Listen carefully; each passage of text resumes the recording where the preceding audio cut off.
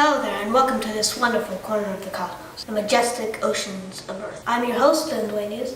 Today we are here to talk about something very important to me, and hopefully something very important to you, the ocean. Specifically, I will be discussing ocean acidification, pollution, and some theoretical solutions to these challenges. According to NOAA, the National Oceanic and Atmospheric Association, the world has about 332,519,000 cubic miles of water on the planet. The National Geophysical Data Center branch of NOAA estimates that there are about 321,003,271 cubic miles of water on the ocean. That's a lot of water. With a whole lot of water comes a whole lot of responsibility. The acceleration in ocean acidification can be traced to man-made global climate change. This has caused a whole lot of problems in the ocean, but the main ones are coral bleaching, corrosion of certain shelled organisms in the ocean, threatening food sources to those who depend mainly on fish and seafood, and the depletion of general health in the ocean. You see, the problem of ocean acidification is fairly simple chemistry. What happens is carbon emissions from cars, factories, and really burned fossil fuels all over the world goes into the atmosphere and the lakes and the oceans and the bodies of water. Carbon dioxide reacts with ocean water, forming carbonic acid. The more CO2 we put into the air, the more carbonic acid is produced, and the more acidic the ocean becomes, harming oceanic species.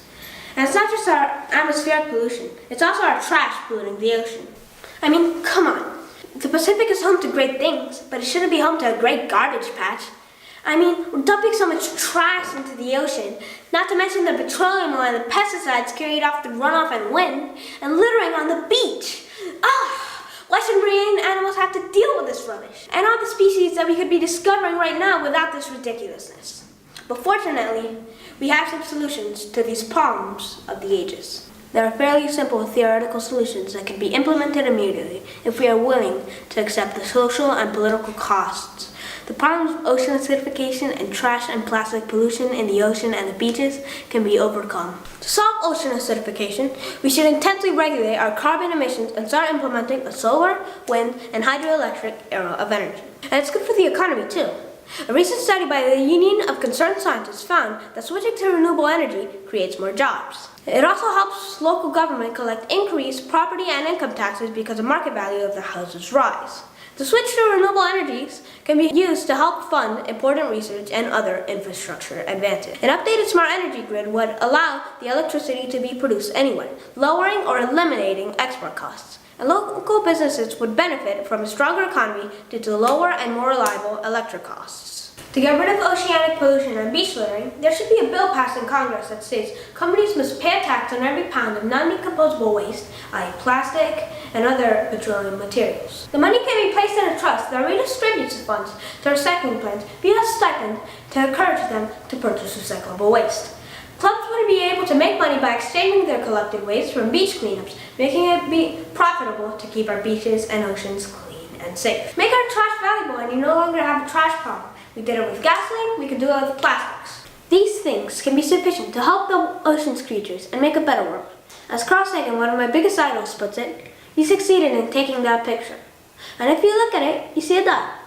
That's here. That's home. That's us. On it, everyone you love, everyone you know, everyone you've ever heard of, every human being who ever was, lived out their lives on a mote of dust, suspended by a sunbeam.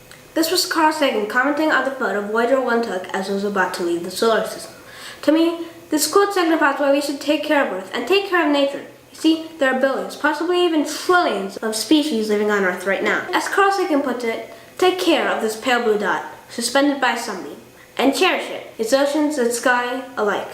I leave you with a mantra to think globally and act locally. Search Google for local beach cleanup groups. Sites like www.volunteercleanup.org make participating in ocean cleanup groups easy. Support renewable energy efforts whenever you can to reduce your carbon footprint. Donate or volunteer at www.coralrestoration.org to replace corals damaged by coral bleaching. Happy Week of the Ocean, and as always, thanks for watching.